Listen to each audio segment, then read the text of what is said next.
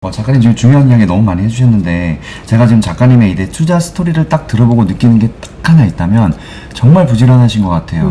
왜냐면 우리가 보통 예를 들어서 뭐 9시 출근 6시 퇴근이다 하면 우리가 점심시간 빼고 8시간 정도 일을 하잖아요. 네. 근데 사실 8시간만 일해갖고는 돈을 벌고 성공하기 쉽지는 않습니다. 물론 8시간만 직장생활 하는 분들을 나무라는 건 아니고, 하지만 내 시간을 얼마나 더 남들보다 더 잠을 덜 자더라도 더 많은 시간 동안 일을 하고 노동을 하고 생각을 하고 준비를 하고 해야 되잖아요. 더 많은 돈을 벌려면. 작가님 지금 이 스토리를 들어보니까 정말 부지런하셨던 것 같습니다.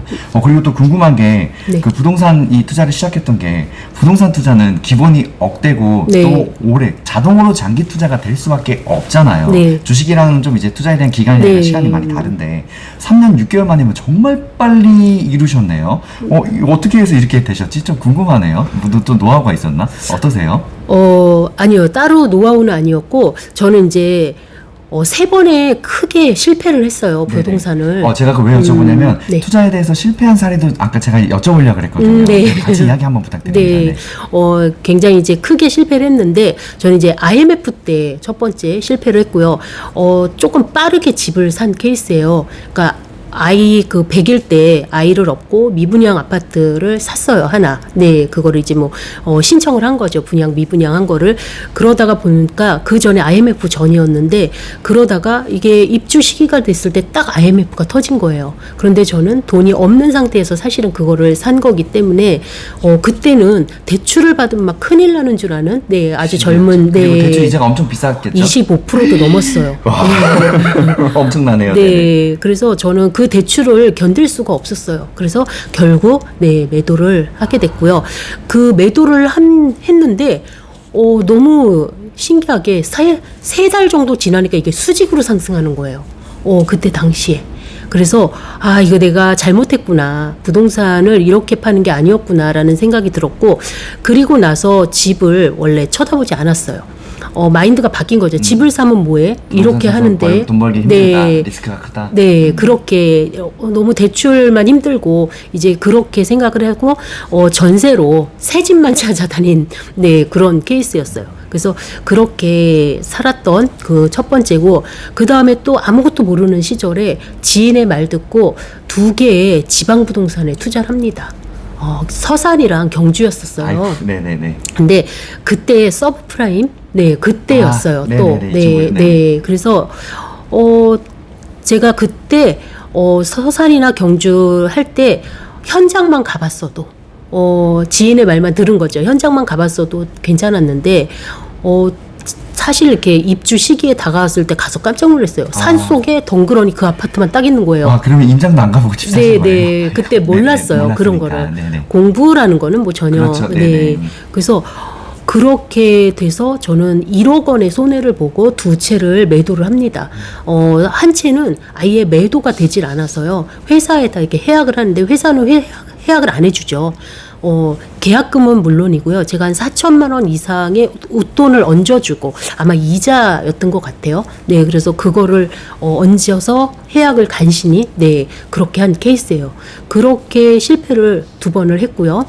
그 다음에 이제 2014년에 그때는 또 부동산 상승기가 약간 올라갈 때인데, 지금은 알았어요. 상승기였다는 걸. 근데 그때는 또 몰랐어요. 그때 제가 수지에 미분양 아파트를 또 하나 삽니다. 굉장히 저렴했어요. 그때 2억 8천 정도 25평? 네, 지금 그런 거 없죠. 없죠. 수지 없습니다. 네, 그때 2억 8천 정도에 이렇게 미분양을 잡았는데, 또 저는 예체능 하는 자녀의 교육비가 좀 많이 들어갔잖아요.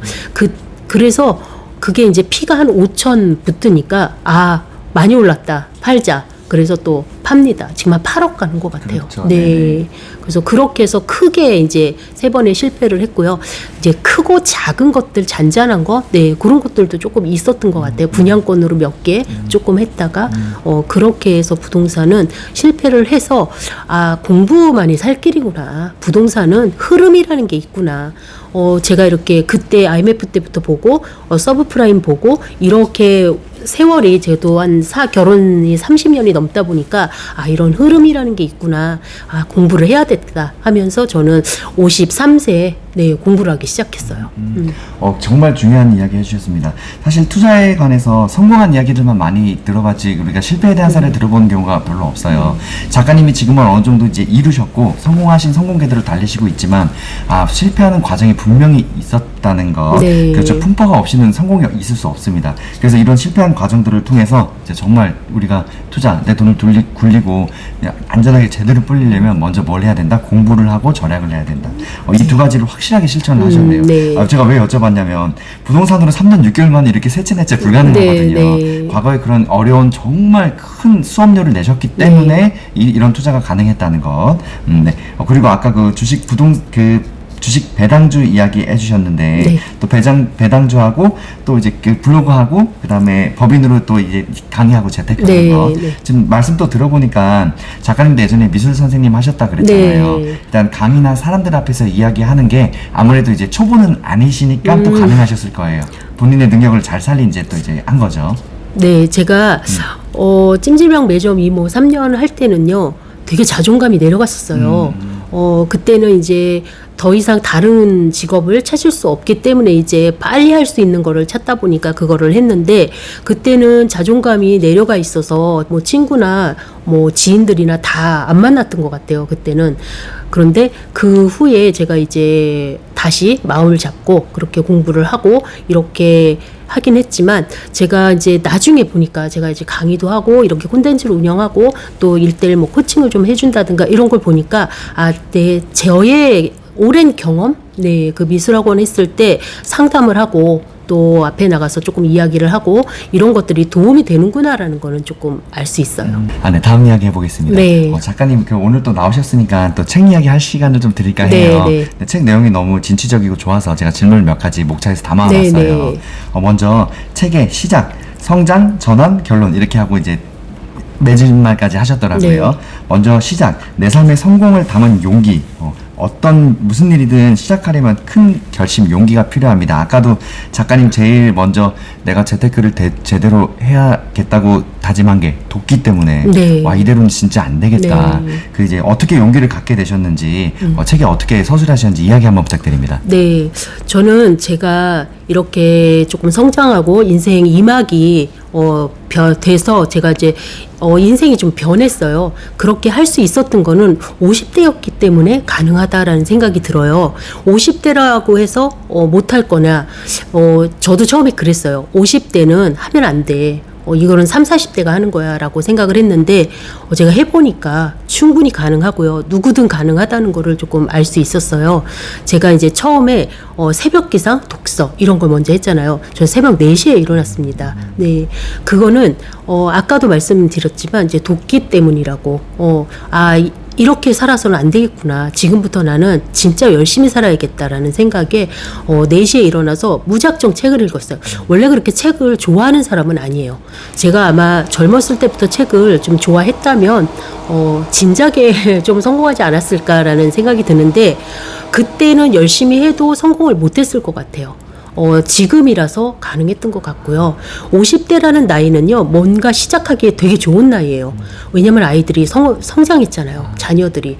40대나 30대는 아이들이 어려서 못하고, 뭐, 남편의 뭐 이렇게 뒷바라지 한다고 못하고, 아이들 뭐 챙겨야 된다고 못하고, 이렇게 하는데, 50대라는 나이는, 아이들도 성장을 하고, 남편도 어느 정도 조금 이렇게, 뭐 가정적으로 조금 안정이 돼 있고 이런 경우도 있잖아요. 그래서 그때 시작하면 된다는 거. 그런데 사람들은요, 용기가 없어서 못해요.